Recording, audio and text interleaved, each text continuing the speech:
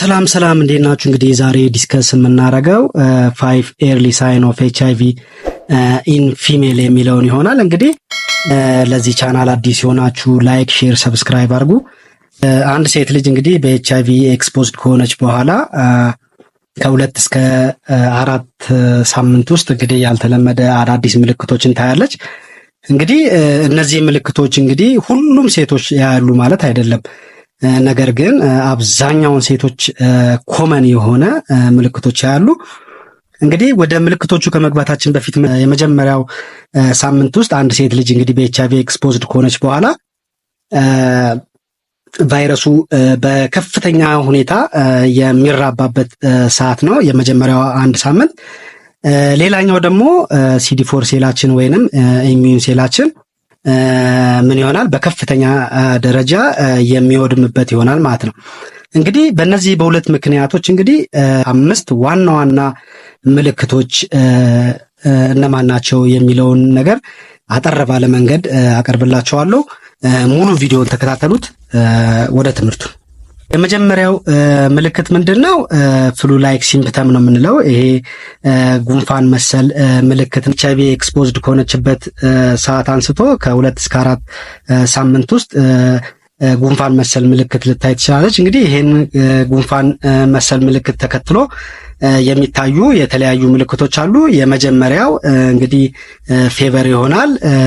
በጉሮሯችን አካባቢ ላይ የመቁሰል ምልክት ልናይ እንችላለን። በአንገታችን ላይ ደግሞ ሊምፍ ኖዶች ምን ያደርጋሉ? ያብጣሉ። ሌላኛው ምልክት ምንድነው?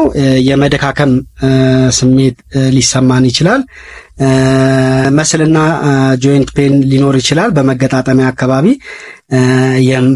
ህመም ሊሰማን ይችላል። በመጨረሻም እንግዲህ ራስ ምታት ሊያጋጥም ይችላል ማለት ነው። እንግዲህ ፍሉ ላይክ ሲምፕተም ተከትለው የሚመጡ ምልክቶች ናቸው ማለት ነው። ሌላኛው ስኪን ኢሹ የምንለው ነው። እንግዲህ ከቆዳ ጋር ተያይዞ የሚመጡ ምልክቶች ናቸው።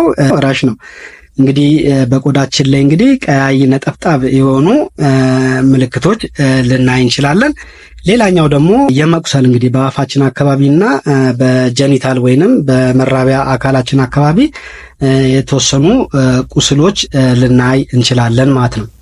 ሶስተኛው ምልክት ምንድነው? እንግዲህ ዳይጀስቲቭ ሲምፕተም እንለዋለን። እንግዲህ ይሄ ከዳይጀሽን ጋር ተያይዞ የሚኖሩ ምልክቶች ምንድናቸው? እንደ ማቅለሽለሽ፣ ኖዥያ፣ ቮሚቲንግ እና ዲሃሪያ የመሳሰሉት እነዚህን ምልክቶች ልናይ እንችላለን ማለት ነው። አራተኛው ምልክት ምንድነው? እንግዲህ ከቫጂናል ሲምፕተም የምንለው ነው። እንግዲህ አብዛኛውን ጊዜ ተደጋጋሚ የሆነ የስት ኢንፌክሽን ይኖራል ማለት ነው። እንግዲህ እነዚህ ቫጂናል ሲምፕተም እንላቸዋለን። ሌላኛው ደግሞ ባክቴሪያል ቫጂኖሲስ የሚባል አለ። አምስተኛው ኢሬጉላር የሆነ ፔሪየድ ይታያል። እንቱን ያልጠበቀ ማንስትሬሽን ሳይክል ሊያዩ ይችላሉ ማለት ነው። ሲምፕተሙ በወንዶችና በሴቶች መካከል ላይ ተመሳሳይ ምልክቶች ልናይ እንችላለን። ነገር ግን ኖቲሰብል የሆነ ወይንም በሴቶች ላይ ብቻ ልናይ የምንችለው ምልክቶች ምንድነው? ኢንክሪዝ ፈንጋል ኢንፌክሽን ማለት ተደጋጋሚ የሆነ ፈንጋል ኢንፌክሽን ይኖራል። አብዛኛውን ጊዜ ካንዲዳ አልቢካነስ የሚባል ፈንገስ አለ። ይሄ እንግዲህ እንደ ኖርማል ፍሎራ ነው። እንግዲህ በቫጃና አካባቢ ነው የሚኖረው። ፈንጋል ኢንፌክሽን እንግዲህ ምንድነው? ኢሚዩን ሲስተማችን ስትሮንግ በነበሩ ሰዓቶች ምንም አይነት ቫጃናል ኢንፌክሽን ሊያመጡ አይችሉም። ነገር ግን በኤችአይቪ ምክንያት እንግዲህ ኢሚዩን ሲስተማችን እየተዳከመ በሚመጣበት ጊዜ ራሳቸውን ችሎ ኢንፌክሽን ዴቨሎፕ ሊያደርጉ ይችላሉ ማለት ነው። እንግዲህ በዚህ የተነሳ ምንድነው ሪከረንት የሆነ ቫጂናል ኢንፌክሽን ሊኖር ይችላል ማለት ነው። አብዛኛውን ጊዜ በቫጃና አካባቢ ኢቺንግ ሊኖር ይችላል። ሌላኛው ደግሞ ዲስቻርጅ ወይንም ፈሳሽ ነገር ሊኖር ይችላል እና ዲስኮምፎርት ሊኖር ይችላል ማለት ነው። ኦራል ትራሽ ያመጣል። እንግዲህ ኦራል ትራሽ እንግዲህ እንደምታውቁት አፋችን አካባቢ ዋይት የሆነ ፓች ዴቨሎፕ ልናደርግ እንችላለን ማለት ነው። እንግዲህ እነዚህ ከ2 እስከ 4 ዊክ ውስጥ ልናያቸው የምንችለው የኤችአይቪ ምልክት ነው ማለት ነው። ሁለተኛው በሴቶች ላይ ብቻ ኖቲሰብል የሆነው ምልክት ምንድነው? ሚኒስትራል ሳይክል ኢሬጉላሪቲ ነው የምንለው። እንግዲህ ይሄ ኤችአይቪ አፌክት ያደርጋል፣ ሆርሞናል ሌቭላችንን አፌክት ስለሚያደርግ በዚህ ምክንያት ሚኒስትራል ሳይክላችን የመዘበራረቅ ነገር ሊኖር ይችላል። እንግዲህ ሌላኛው ዋነኛው ምልክት ምንድነው? ፐልቪክ ኢንፍላማቶሪ ዲዚዝ ነው እንግዲህ ወይንም ፒአይዲ የምንለው ነው።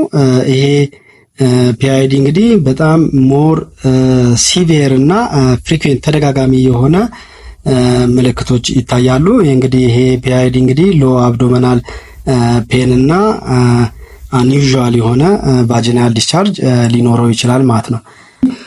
ሴቶች ማወቅ ያለባቸው ምንድነው? እነዚህ ምልክቶች ሁሉንም አዩ ማለት ኤችአይቪ ፖዚቲቭ ናቸው ማለት አይደለም።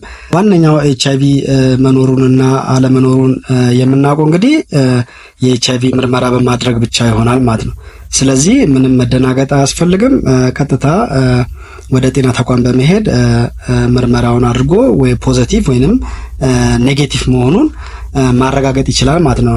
ለዚህ ቻናል አዲስ የሆናችሁ ላይክ፣ ሼር፣ ሰብስክራይብ አድርጉ። ቴንክ ዩ